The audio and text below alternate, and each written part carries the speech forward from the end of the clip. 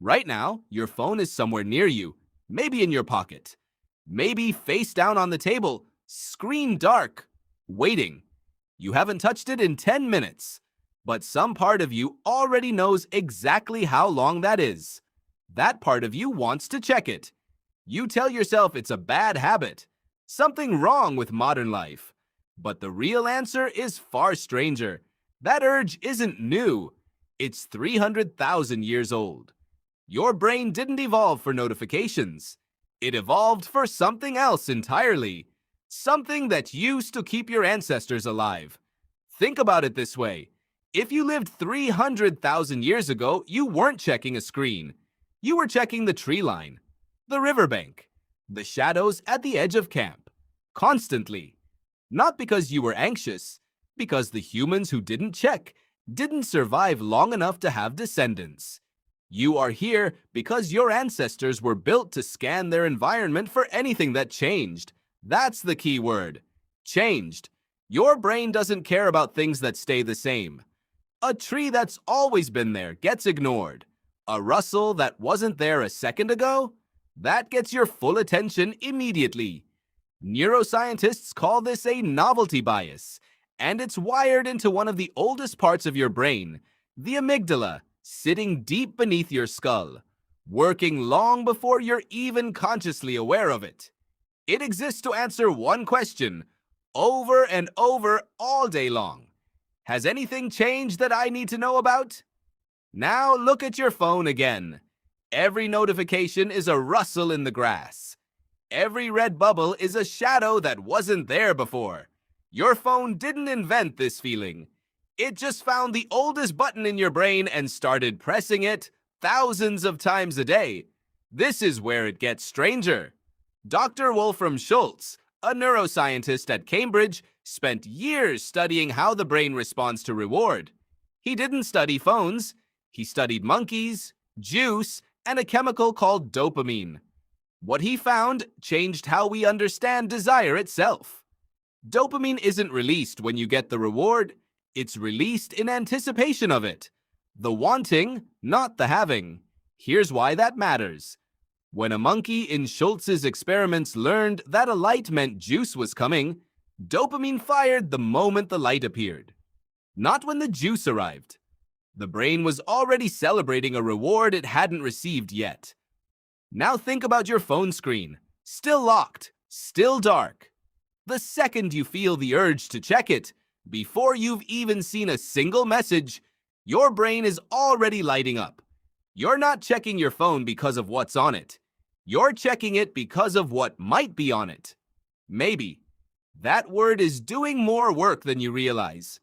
In the 1950s, a psychologist named B.F. Skinner ran an experiment with pigeons that still explains your phone habit better than any tech company would like to admit.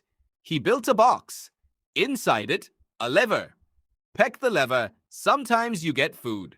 Not every time. Randomly. Some pigeons peck that lever until they collapse from exhaustion.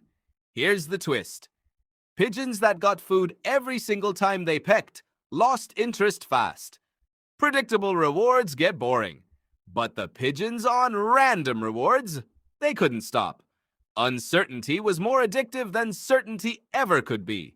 Your phone runs on the same random reward. You don't know if that next check will bring a message from someone you love, nothing at all, or something that ruins your afternoon. That unpredictability is exactly why you can't just check it once and move on. Your brain isn't looking for information. It's looking for the next roll of the dice. So why does this feel so personal? Why does it feel like weakness, like something broken in you specifically? Because nobody tells you the truth, which is that this isn't a flaw. It's a feature, one that took hundreds of thousands of years to build, and it worked extraordinarily well for a world that no longer exists. Picture an early human named, for a moment, simply one of your ancestors. She lives in a small group. Survival depends entirely on information. Who's sick? Who found food? Where the predators were seen? Whether the group 2 valleys over is friendly or dangerous. This information isn't entertainment to her. It's the difference between eating and starving, between safety and death. So her brain rewards her, powerfully, every time she gains a piece of social information. That reward system never got the memo that the world changed. Anthropologist Robin Dunbar has spent decades studying exactly this. His research suggests the human brain evolved its social capacity to track relationships within groups of roughly 150 people, not more. That's the rough ceiling of who you could reasonably know, trust, and monitor for social information in the world your ancestors actually lived in.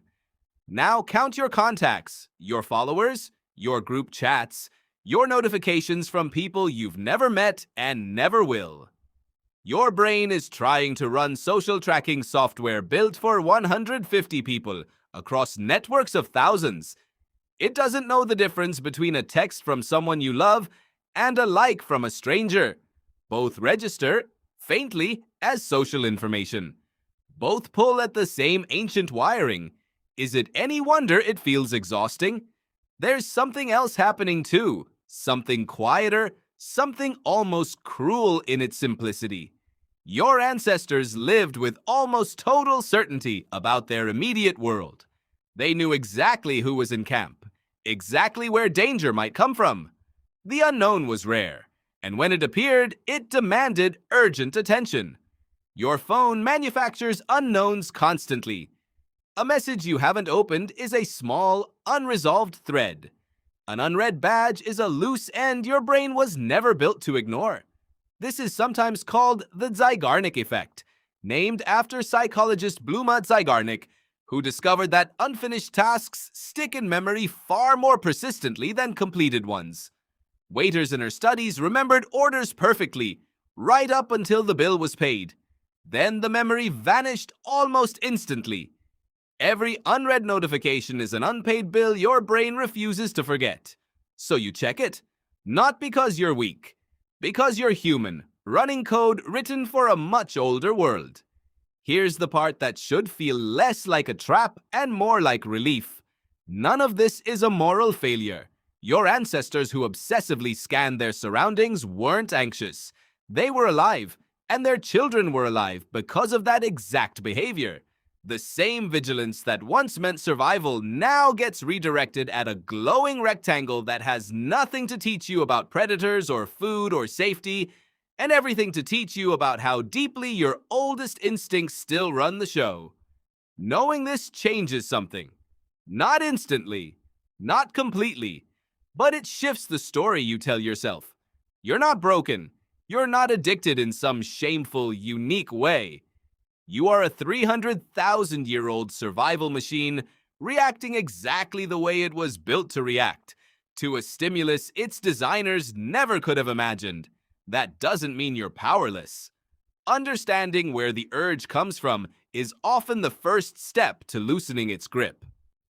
When you feel that itch to check the screen, you can ask yourself a strange but useful question. Is this the sound of something changing in the grass? Or is it just a rustle with nothing behind it? Most of the time, you already know the answer. So tonight, when your phone buzzes on the table beside you, notice what happens in your body before you even look. The lean forward? The flicker of attention. That's not a glitch. That's the same instinct that once made your ancestors glance toward the tree line at just the right moment. It kept them alive long enough for you to exist at all. Your phone is somewhere near you right now, and some part of you already knows exactly how long it's been since you checked it.